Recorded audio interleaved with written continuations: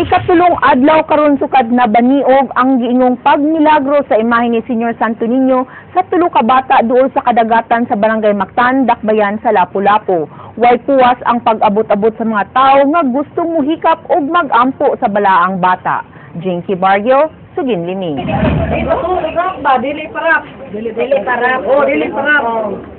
Ang 80 anyos nga si Lola Martha nangaliya nga mabalik pag-usab ang iyang pananaw nga kalit ni hanap. Nakanap di maklaro na sa tao. Ako ba sa bata nga ibalik ang kahit sa kong mata kasi maklaro ang tao. Emotional sab sinang Mirna diyang iyang nahinumduman kung giunsa siya pag-ayo sa balaang bata. Sige, nakatuwa ko niya ba? Nakatuwa ko niya ba kasi nagbilagro mo siya, terima. Nga marag nagayo ko niya nga, tagahan ko niya may grawas ba niya. Na-feeling din ako nga, naayod ko.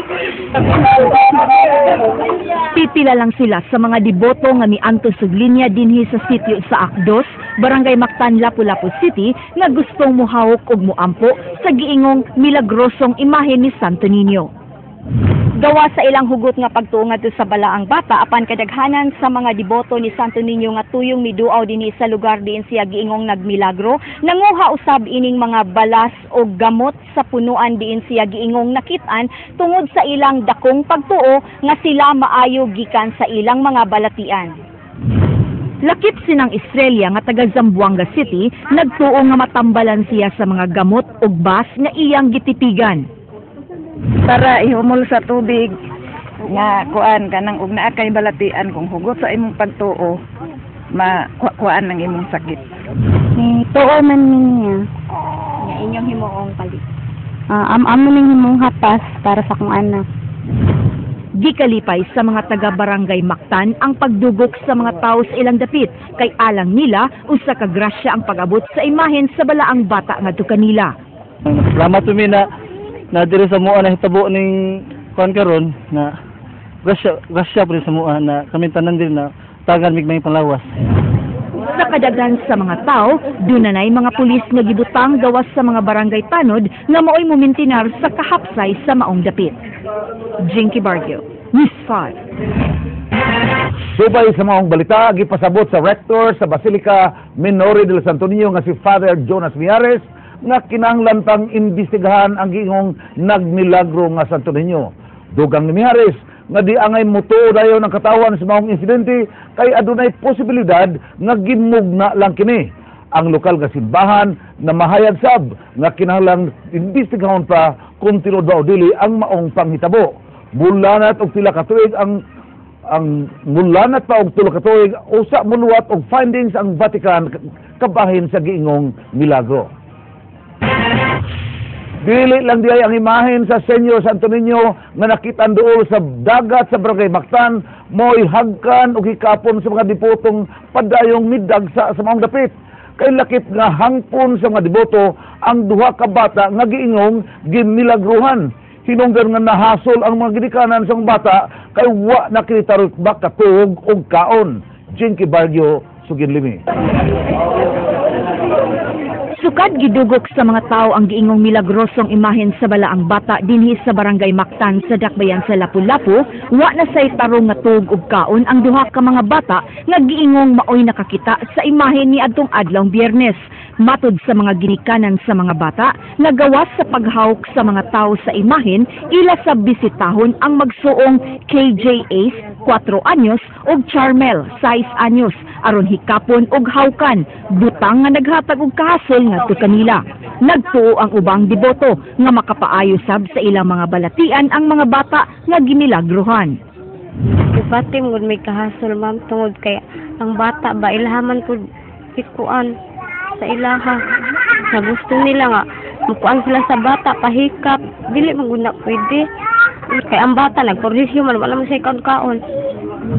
Nabala ka sa amahan sa mga bata nga basin og dunay mukuha sa imahen sa Santo Niño gikan kanila. Matod ni Ramil, dili mahimo nga ila kining itugyan sa laing tao. Ako ma'am, nanawagan ko ma'am nga kung naam ganit tao nga gusto mukuha sa Santo Niño ma'am. Ako di jud ko mosugot kay kana gihatag na sa akong anak ma'am. Mao na gadigid ko gusto nga nay tawo mahilabot anak kay ako para na sa akong anak. Panawagan sa inahan sa mga bata ngadto sa mga deboto nga kun mahimo dili hasulon ang iyang mga anak kay inosente kini ug dili mananambal. Amo lang gusto kung naa sila tuyo sa bata. Dili lang pwede nga mo hikap sa bata. Kulang sa kuan. Tapos pwede lang sa interview kay mo kuan man siya mosulti. Gihimuan na og kapilya ang imahen sa balaang bata agig pasalamat ngadto kaniya. Jinky Bargio, News 5. 45 ka pamilya na naapektuhan sa bagyong Yolanda kinsa namuyo sa no-build zones mo'y unang nakapabenepisyo sa Adapt a Barangay program sa Dakbayan sa Bugo. King Perez, Sugin Nimi. Subay sa Adapt a Barangay program sa Dakbayan sa Bugo nga gipunduhan sa nagkalain-laing pribadong grupo, gimugna ang Yolanda Village sa Barangay Lapas sa maong syudad. Gihimo kaganiha ang groundbreaking ceremony sa 1.1 hectares nga luna gikan sa lokal nga kagamhanan sa Bugo nga tukuran og 110 ka mga panimay nga mo kantidad og 60,000 pesos matag balay nga dunay gibana-banang gidak-on nga 22 square meters. 45 ka pamilya pa ang girelocate gikan sa no-build zones nga daplin sa baybayon. Pabayro ng mga beneficiaries og 240 pesos matag buwan sud sa 25 ka tuig alang sa luna nga gitukuran. Usa sa mga nakauyon si Nang Marilu bisan pa man nga apektado ang ilang panginabuhian nga pangisda. Duwas na kayo, pasalamat pumigdako sa mga donors o labi na sa atong mayor o kang Gobernador Davide. Sa mga beneficiaries, ang pingi kining inyong bagong balay nga gitukod para kaninyo. So, we started with program onya sige na. Then came the NGOs, salamat kay ninyo na may tanong dayon mo. Di makapasiguro ang mga opisyales sa maong programa kung makasugakod ba og laing super typhoon ang maong mga panimay. Kay matud pa usa lang ka progressive shelter ang maong mga balay nga nagpasabot nga mahimo pa kining palambuon kung dunay kwarta. And madali og iserto lang mga tao pinaka cheap and cost effective nga balay. We are hoping na napay mga NGO nga in a year or 2 years time pwede nila tabangan mga pamilya to make the entire house typhoon resistant. Ang among kakuyawan dito kay ang among balay doon sa dagat. Kuyaw kay mo dakong dagat ba diri kay murag layo na sa kanang timbako og magbagyo og utro mo dako ang dagat. King Perez, News 5. Mga bakwit sa Family Rebuilding Center sa South Road Properties kasamtangang namaligya og nagkadaiyang produkto sa gimuntal nga Market City sa parking lot sa usa ka dakong hotel sa may Barangay Lahog. Jinky Bargio, Sugin Limi. Gihimong Market City kining parking lot sa Waterfront Hotel and Casino sa may Barangay Lahog alang sa temporaryong panginabuhian sa 14 ka mga individual nga biktima sa bagyong Yolanda dulan sa 3 ka buwan na ang nakalabay. Sila ang mga biktima sa bagyo sa Tacloban City nga anaa karon namuyo sa Family Rebuilding Center sa South Road Properties. Sinang Yolanda nga usa ka byuda ug dunay 3 ka anak nga gibuhi, usa lang sa magbahin sa 10% nga ilang halin gikan sa mga inangkat nila nga mga produkto. Karon wala may source of income. Mo na nga nagdantos lang mi, agwanta lang yun. Basta naapay makuha na mga ginansya ba makatabang gyapon sa amo. Niadtong Enero 17 pa sila nag-display ug nabalaka sila karon kay hangtod ugma na lang sila kutob dinhi sa Market City. Hangyo nila sa DSWD nga mahatagan sila og tabang alang sa pang-adlaw-adlaw nila nga panginabuhian. Karon nga kadaghanan kanila di nabuot pa mobalik sa Tacloban. Nang hinaot sab sila nga daghan pang tawo ang mupalit sa ilang mga produkto.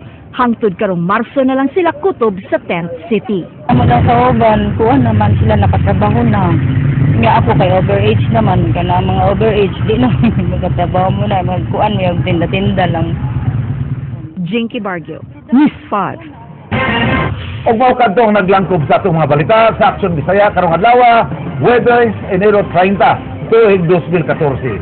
Kini si Franz Malilongkin. Mga istorya nga ilang kutob sa pagatod sa impormasyon. Musunod na ang Action Prime. Daghang salamat. Ako si Georgia Herrera. Tungod kilabaw pa sa balita, Action!